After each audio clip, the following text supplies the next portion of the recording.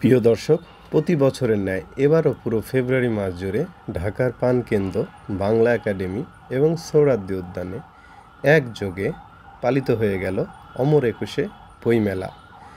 আমাদের বাংলাদেশে অমর একুশে গ্রন্থমেলা নামে ফেব্রুয়ারি মাস জুড়ে চলে এই বইমেলা, কিন্তু আমরা হয়তো অনেকেই জানি না এই বইমেলার কী ইতিহাস, কীভাবেই বা শুরু হলো এই বইমেলা, কে বা এই বাঙালির পানের মেলার সূচনাই বা করেন।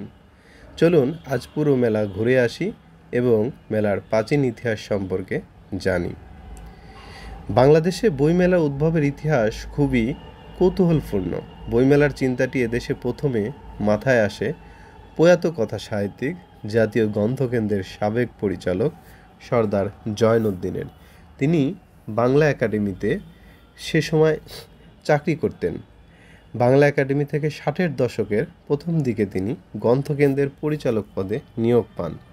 তিনি যখন বাংলা একাডেমিতে ছিলেন তখন বাংলা একাডেমি প্রচুর বিদেশি বই সংগ্রহ করত। এর মধ্যে একটি বই ছিল ওয়ান্ডারফুল ওয়ার্ল্ড অব বুকস।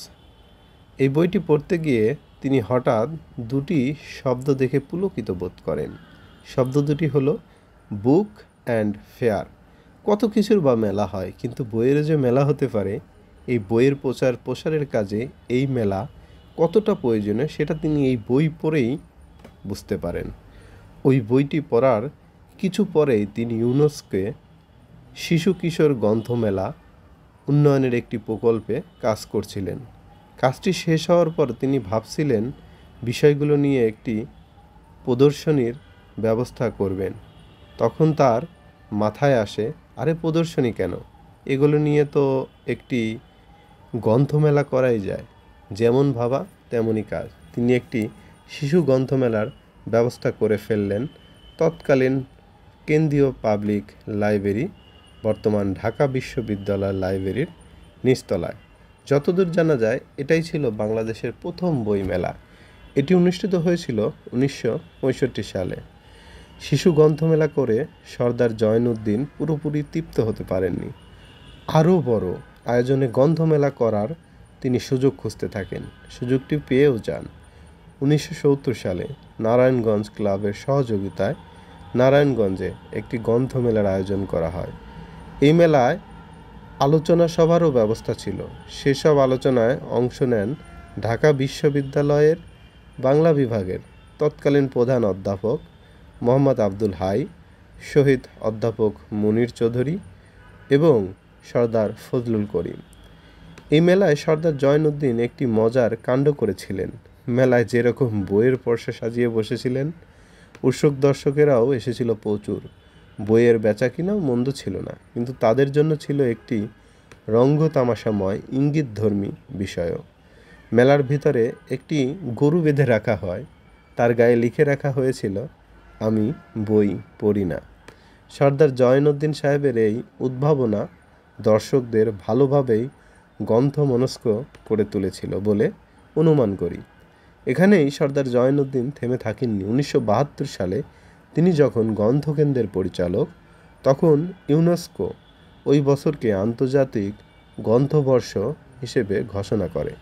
গ্রন্থমেলায় আগ্রহী সর্দার সাহেব এই আন্তর্জাতিক গ্রন্থবর্ষ উপলক্ষে 1972 সালে ডিসেম্বর মাসে বাংলা একাডেমি প্রাঙ্গণে একটি আন্তর্জাতিক গ্রন্থমেলার আয়োজন করেন। সেই থেকে বাংলা একাডেমির বইমেলা সূচনা।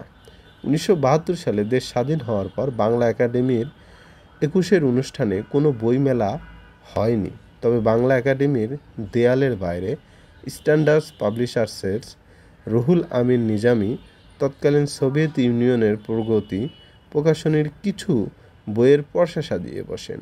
তার দেখাদেখি মুক্তধারা প্রকাশনীর চিত্তরঞ্জন সাহা মাত্র 32টি বই নিয়ে বটমূলের নিচে আপনার চটের উপর বইয়ের সাজিয়ে বসে পড়েন। 1974 সালে বাংলা একাডেমির উদ্যোগে একটি বিশাল জাতীয় সাহিত্য সম্মেলন অনুষ্ঠিত হয়। তৎকালীন প্রধানমন্ত্রী বঙ্গবন্ধু শেখ মুজিবুর রহমান এই মেলার উদ্বোধন করেন। সে উপলক্ষে নিজামী, চিত্তবাবু এবং বন্য মিছিল সহ 7-8 জন প্রকাশক একাডেমির ভিতরে পূর্ব দিকের দেয়াল ঘেঁষে বই সাজিয়ে বসে যান।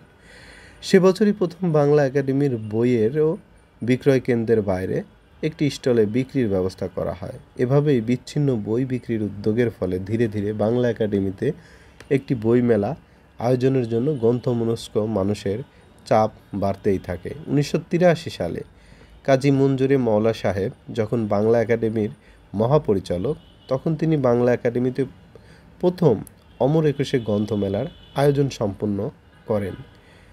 কিন্তু স্বৈরাচারী এরশাদ সরকারের বিরুদ্ধে শিক্ষা ভবনের সামনে ছাত্রদের বিক্ষোভ মিছিলে ট্রাক তুলে দিলে দুজন ছাত্র নিহত হয়। ওই মর্মান্তিক ঘটনার পর সে বছর আর বইমেলা করা সম্ভব হয়নি। 1984 সালে সাড়ম্বরে বর্তমানের অমর একুশে গ্রন্থমেলার সূচনা হয়। এরপর প্রতি বছর বইমেলা বিশাল থেকে বিশালতর আকার ধারণ করে। মেলা উপলক্ষে বিপুল বই প্রকাশিত হয়। বলা চলে এই মেলা উপলক্ষ করেই বাংলাদেশের প্রকাশনা শিল্প একটি শক্তিশালী ভিত্তির উপর দাঁড়িয়ে গেছে। এখন অনেক নতুন প্রকাশক এই শিল্পে এসেছেন, পাঠকের সংখ্যাও প্রতি বছর বাড়ছে। এই মেলা 1 মাস ধরে চলে। পৃথিবীতে আর কোনো বইমেলায় এতদিন ধরে চলে না। সেই দিক থেকে দেখতে গেলে এটি পৃথিবীর দীর্ঘদিন ব্যাপী আয়োজিত একটি বইমেলা। কিন্তু 2013 সালে বাংলা একাডেমি প্রাঙ্গণে বইয়ের স্টলগুলোতে দুর্বৃত্তরা আগুন ধরিয়ে দেয়। এই ঘটনার পরে 2014 সালে অমর একুশে গ্রন্থমেলা স্টলের সংখ্যা বাড়িয়ে বাংলা একাডেমি কর্তৃপক্ষ সোহরাওয়ার্দী উদ্যানে স্থানান্তরিত করে। সঙ্গে বাড়ানো হয় কয়েক স্তরের নিরাপত্তা। বইমেলা চলাকালীন প্রতিদিন বিভিন্ন বিষয়ে আলোচনা সভা, কবিতা পাঠের আসর, লেখক আড্ডা সহ বিভিন্ন সাংস্কৃতিক আয়োজন করে থাকে বাংলা একাডেমি। সন্ধ্যায় সাংস্কৃতিক অনুষ্ঠানে মনোমুগ্ধকরতা শ্রোতাদেরকে মোহিত করে। এছাড়া লেখক কুঞ্জে লেখকদের সাথে পাঠকদের মত বিনিময়ের আয়োজনও করা হয়ে থাকে বাংলা একাডেমিতে। পাঠকেরা লেখকদের বইয়ের ব্যাপারে আলোচনা সমালোচনা করে থাকে এই লেখক কুঞ্জে। বইমেলার তথ্যকেন্দ্র থেকে প্রতিনিয়ত বইয়ের নতুন মোড়কের উন্মোচনের খবর এবং প্রকাশিত বই ও লেখকদের সাথে প্রকাশকদের পরিচয় করিয়ে দেওয়ার একটা আয়োজন থাকে প্রতি বছর এখানে। প্রিয় দর্শক, আজকের ভিডিও এ পর্যন্তই। দেখা হচ্ছে পরবর্তী কোনো ভিডিওতে। ততক্ষণ সাথেই থাকবেন। ধন্যবাদ।